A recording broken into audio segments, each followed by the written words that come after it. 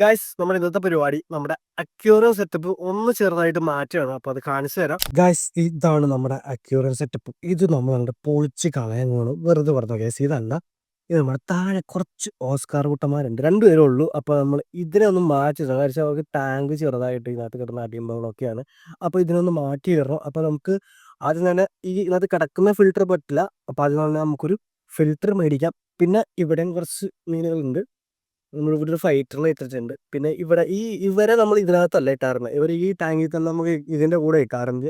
പക്ഷേ ഇതിനകത്ത് വന്നിട്ട് ഇവർ ഒന്ന് രണ്ട് സീബ്രാസിലൊക്കെ നമുക്ക് ഒരു 5 സീബ്ര ഉണ്ടാവും, അതിനെയൊക്കെ വെട്ടി അടിച്ചു. അപ്പോൾ അതുകൊണ്ട് നമ്മൾ നൈസായിട്ട് അവരങ്ങോട്ട് മാറ്റിയിട്ടു. അപ്പോൾ നമുക്ക് നേരെ ഫിൽറ്റർ മേടിച്ചിട്ട് വരാം. ആംബുലൻസ് നല്ല ഓഫർ ഉണ്ട് തന്നിട്ട് പെരുന്താറിക്കരുത്.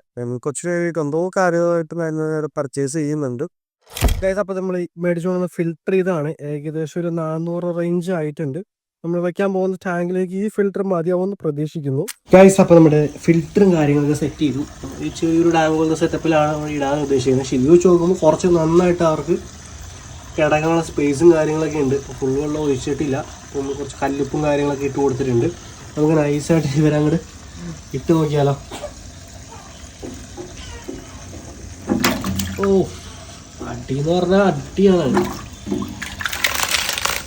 എൻ്റെ പൊന്നു.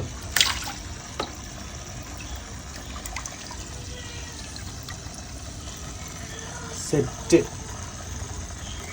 ഇതിനകത്ത് കിടന്ന് നോക്കി സെറ്റ്. നമുക്ക് ഇതിന് മുമ്പ് ഇതിനകത്ത് നമുക്കൊരു അലിഗേറ്റർ ഉണ്ടായിട്ടോ ഗൈസ്.